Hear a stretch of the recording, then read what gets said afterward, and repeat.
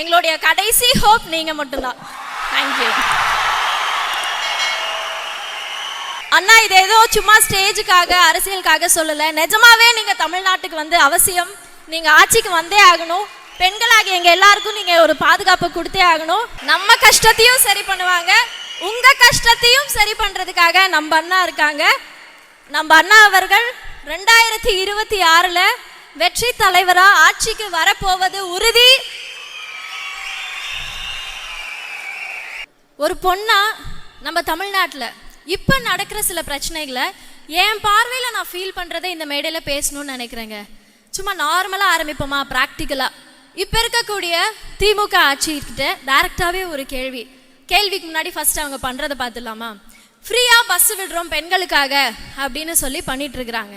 அடுத்து மாதம் மாதம் நாங்கள் 1000 ரூபாய் காசு கொடுக்குறோமே அப்படின்னு அதையும் பெருமையாக வேற சொல்லிக்கிட்டு இருக்காங்க. இதெல்லாம் கொடுத்து என்ன பிரயோஜனம்?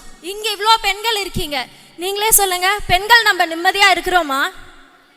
பெண்கள் நிம்மதியா இருக்கிறோமா அப்படின்ற இந்த கேள்வியை கேட்டா இப்ப இருக்க திமுக ஆட்சி என்ன பதில் சொல்வாங்க? இந்த கேள்விக்கு அவங்க கிட்ட பதில் இருக்கா? ஃபர்ஸ்ட் எப்படிங்க நிம்மதியா இருக்க முடியும்? பாதுகாப்பே இல்லை. பாதுகாப்பு இருந்தா தானே நம்மளால நிம்மதியா இருக்க முடியும். பயந்து பயந்து பயந்து டெய்லி அவ்வளோ கஷ்டத்தை வந்து அனுபவிச்சுட்டு இருக்கோம். இது சரியா இருக்குமா, இங்க போனா பாதுகாப்பா இருப்போமான்னு அவ்வளோ கேள்வியோட தான் நம்ம தினம் வாழ்ந்துட்டு இருக்கிறோம். காரணம் டாஸ்மாக்.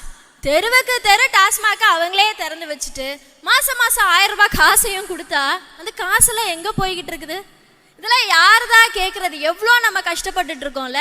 இது கூட பரவாயில்ல, இப்போ வீட்டில் குழந்தைங்க இருக்காங்க, தைரியமாக நம்மளால ஸ்கூலுக்கு அனுப்ப முடியுதா? அவ்வளோ பயமா இருக்கு. ஏன்னா அங்கேயும் சில மோசமான வாதியார்கள் குழந்தைங்களை அபியூஸ் பண்றாங்க.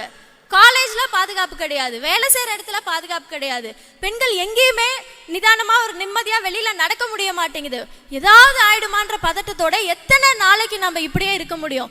இன்னும் சொல்ல போனால் நம்ம நாட்டில் வாழ்கிற மாதிரியே இல்லை, ஏதோ ஒரு காட்டுக்குள்ளார பயந்து பயந்து மிருகம் வந்து கடிச்சிருமா, ஏதாவது பண்ணிருமா அப்படின்ற பயத்தோடயே வாழ்கிற மாதிரி தான் இருக்கு.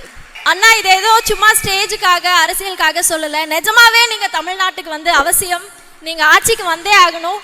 பெண்களாக எங்க எல்லாருக்கும் நீங்க ஒரு பாதுகாப்பு கொடுத்தே ஆகணும். எங்களுடைய கடைசி ஹோப் நீங்க மட்டும்தான். தேங்க்யூ.